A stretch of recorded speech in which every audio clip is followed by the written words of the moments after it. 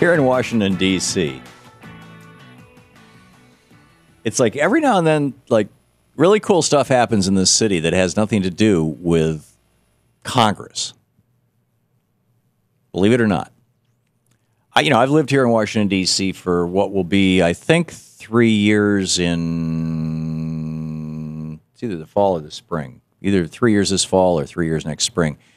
Maybe longer. Let's see, we lived in the apartment for a year and a half, and we've been living on the boat for 2 years. Whatever. Anyway, I've been living here for a while.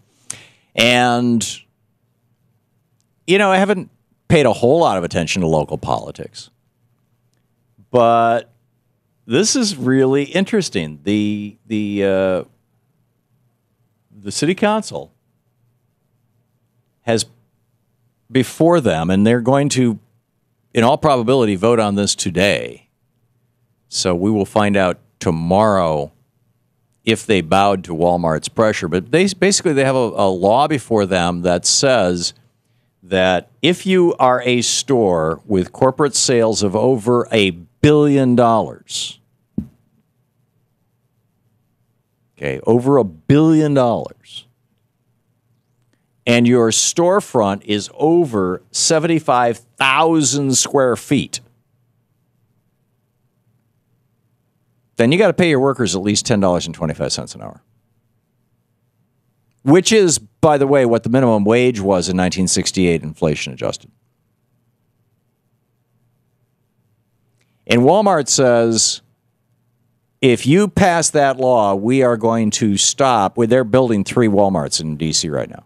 They say, we're going to leave town. To which I say, great.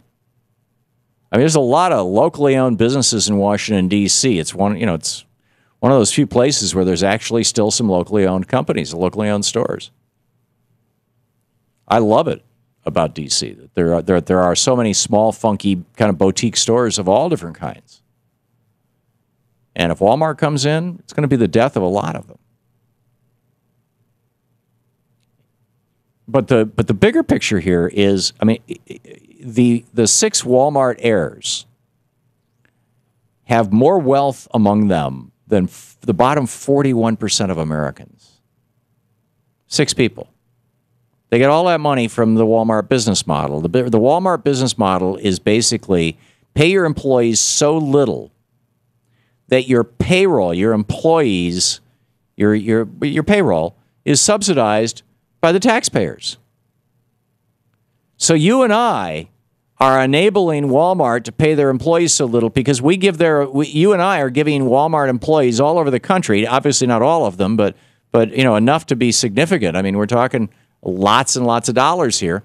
You and I are giving the Walmart employees food stamps. You and I are giving Walmart employees Medicaid. You and I are providing Walmart employees with other forms of welfare and benefits and child aid for dependent children and things like that, so that Walmart can take the money that they're saving because you and I are picking up the tab, and they can give it to their stockholders, which includes the 6 Walton heirs who have a combined fortune.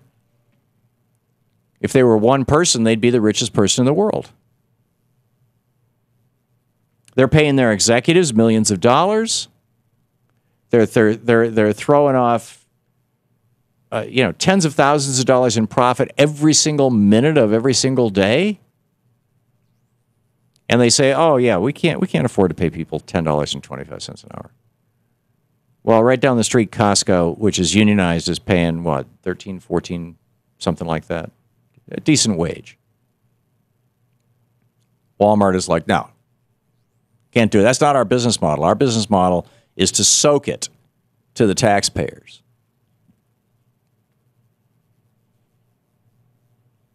It's amazing. Uh-oh. In less than 24 hours, the corporation has already seen results.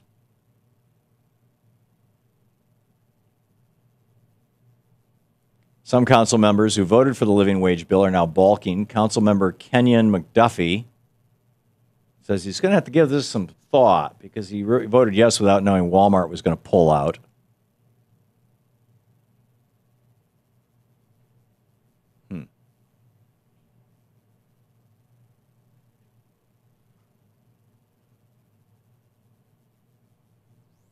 Oh, excuse me. Did I say it was $10.25 an hour? It's $12.50 an hour is the new minimum wage here in D.C. if you are over $1 billion in revenue and 75,000 square feet.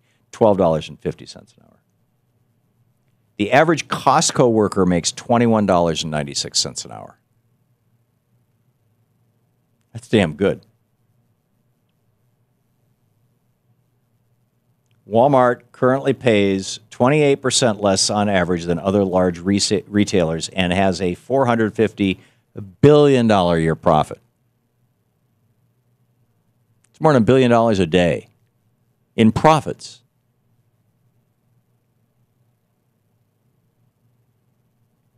Amazing. Just amazing. Let me just say, before I go any further, my opinion on this, very simply. You can just boil it, you cut through all the morality and everything else, but very simple. If your business model does not allow you to pay your workers a decent wage and give them decent benefits,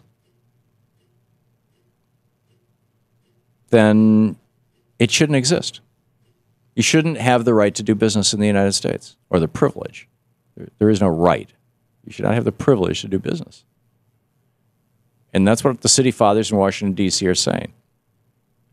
So we'll see if the mayor vetoes the bill, or we'll see if the city council calls for another vote. We'll see if Walmart sufficiently terrifies them. And I'll fill you in tomorrow on what happened.